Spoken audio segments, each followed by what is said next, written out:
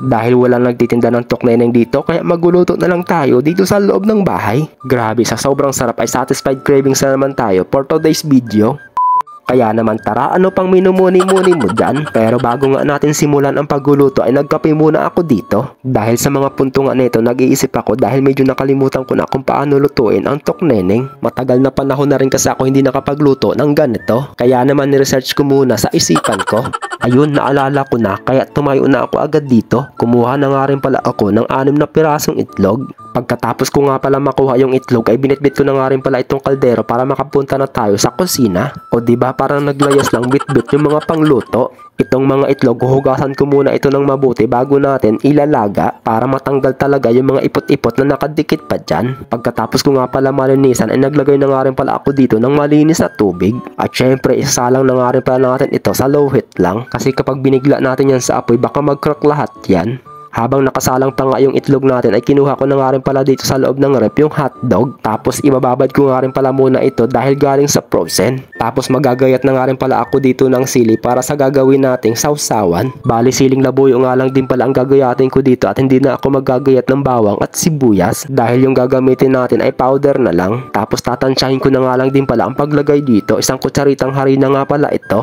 At ito naman ay cornstarch, bali 3 kutsarita lang ang ilalagay ko. At sunod naman ay maglalagay tayo dito ng asukal, mas marami, mas masarap. Dahil sweet and spicy yung gagawin nating sausawan, garlic powder at onion powder nga pala ang inilagay ko dito. Kaysa magtatadtad pa tayo, meron naman tayong available na mga powder.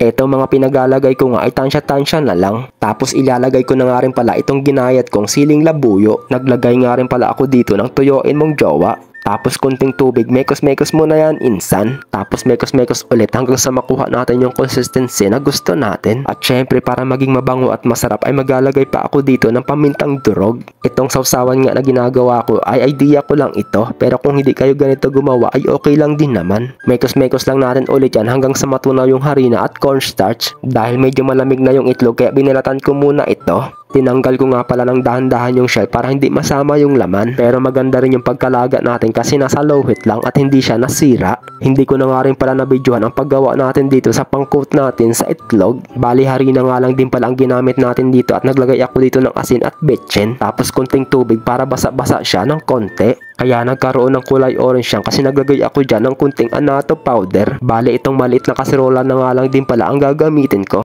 Para kapag nagprito tayo ng tokneneng ay lubog na lubog siya sa mantika. Nagpainit nga lang din pala ako ng mantika dito saka ko inilagay isa-isa itong mga itlog. Dahan-dahan nga lang din pala ang paglagay ko dito para hugis tokneneng talaga siya. Fast forward, pagkalipas ng mga ilang minuto ay luto na nga rin pala itong tokneneng natin. Kaya naman isa-isa ko na nga rin pala ito hinango sa mantika. Ngayon naman lulutuin ko na itong tinimpla kong sausawan. Ibinuhos ko na dyan sa kaldero para mamekos-mekos na siya. Tuloy-tuloy nga lang din pala ang paghahalo natin nito para hindi siya mamuo. Pagkalipas ng ilang minuto, luto na nga rin pala kaya papalamigin ko muna ito. Grabe, ito na ata ang pinakamatrabaho kong ginawa sa buong araw. Kaya naman, cravings pa more. Fast forward, luto na nga rin pala itong prito nating hotdog. Ibinuhos ko na nga rin pala itong sausawan dito sa maliit na bandihado. Grabe, sa tingin ko mukhang masarap itong ginawa kong sausawan. Syempre, hindi mo malalaman yan kapag hindi mo siya isinawsaw dyan. Ayan, isawsaw mo siya dyan tapos paikot-ikot mo para malaman mo kung masarap ba talaga ang luto mo. At ayun, first bite ay ang tagal naman. First bite mo na yan. So, this is it pansit guys. Tikman natin ito. First bite, unang subo. Grabe, sobrang sarap. Ewan ko sa'yo, puro kasarap. Ayan, first bite na natin itong tokneneng. Kung ano ba talaga ang lasa neto. Grabe, parang lasang itlog. Itlog naman talaga yan. Tsalalat ka. Ang hirap mag voice over. Ang sarap kumain na lang. So, ayun guys, hanggang dito na nga lang din pala ang mini vlog natin. Paki-like, share, comment kung hanggang saan ubabot ang video natin para alam ko kung saan na ito nakakarating. Sana nag-enjoy kayo sa panonood for today's video. Hanggang sa muli, thank you for watching. God bless po sa inyong lahat. Bye-bye!